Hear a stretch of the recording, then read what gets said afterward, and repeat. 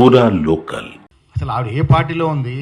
ఇప్పుడు జాగృతి నుంచి నిలబెడుతుందా, రేపు బీఆర్ఎస్ నుంచి నిలబెడుతుందా? బీఆర్ఎస్ నీ స్థానం ఏంటి? తెలంగాణ భవన్ ముఖం చాటేసిన నువ్వు బీఆర్ఎస్ గురించి మాట్లాడితే ఎట్లా? మీ వాటాలు తెగినాయా? అసలు మీ వాటాల పంపకాలు జరిగినాయా? స్థానిక సంస్థలు బీఆర్ఎస్ అసలు ఎక్కడ ఉంది వారికి అవకాశము? ఏం చేశారని నాయకులు ఓటేస్తారు? 9 రోజులు 9,000 కోట్లు రైతు ఖాతాలో జమ చేసిన ఘనత కాంగ్రెస్ పార్టీది. ఎప్పుడిది?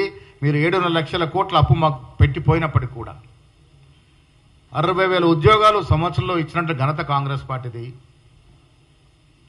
రైతు బంధు, రైతు భరోసా, రైతు రుణమాఫీ, సన్న బియ్యాలకు 500 బోనసు, సన్న బియ్యం బీదవాడికి నాణ్యమైన సన్న బియ్యం ఇవ్వడం, ఇందిరమ్మ ఇల్లు 10 ఏళ్ళు ఊరడించారు. 10 ఏళ్ళు ఆశల పల్లెకులు ఊపారు మమ్మల్ని. డబుల్ బెడ్రూమ్ సైరన్ మోగినట్టే. ఒక్క డబుల్ బెడ్రూమ్ ఇచ్చిన పాపన పోయినరా? ఇలా మేము ఇందిరమ్మ ఇళ్ళ పేరిట ప్రతి నిరుపేద ఎలిజిబుల్ నిరుపేదకి ఇల్లు ఇస్తూ ఉన్నాము. ఇన్ని ఘనకార్యాలు చేసినటువంటి మమ్మల్ని ఆదరిస్తారా? ప్రజల్ని 10 ఏళ్ళు అడుగడుగున మోసం చేసి ఎస్సీ, ఎస్టీ, బీసీ, మైనార్టీని అడుగడుగున మోసం చేస్తా మీకెందుకు ఓట్లేస్తారయ్యా? రాష్ట్ర సంపదను దోచుకున్న తీరును చూసి ఓట్లేస్తారా? భ్రమలో ఉండి మాట్లాడుతూ ఉన్నారు.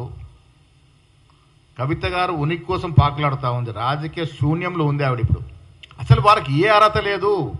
నేను ప్రతిదానికి ఒకటే ప్రశ్న కవిత గారికి, మీరు రైలు రోకో చేయండి, విమానం రోకో చేయండి, సముద్రంకి వెళ్ళి పడవల రోకో చేయండి, ఇవన్నీ చేసే ముందు ఒకే ఒక్క ప్రశ్నకు జవాబు చెప్పాలి. 10 ఏళ్ళు మీరేం వెలగబెట్టారు బీసీలకి? 10 ఏళ్ళు మీరు ఏ బీసీకి ఏం వెలగబెట్టారు? 10 ఏళ్ళు ఏ మహిళకి సాధికారతకి ఇచ్చారు? ఇవిడికి ప్రశ్నలకు జవాబు చెప్పిన తర్వాత మీరు ఏమన్నా చేయవచ్చు. ఏ ధర్నాన్న చేయండి, ఏ రోకోను చేయండి.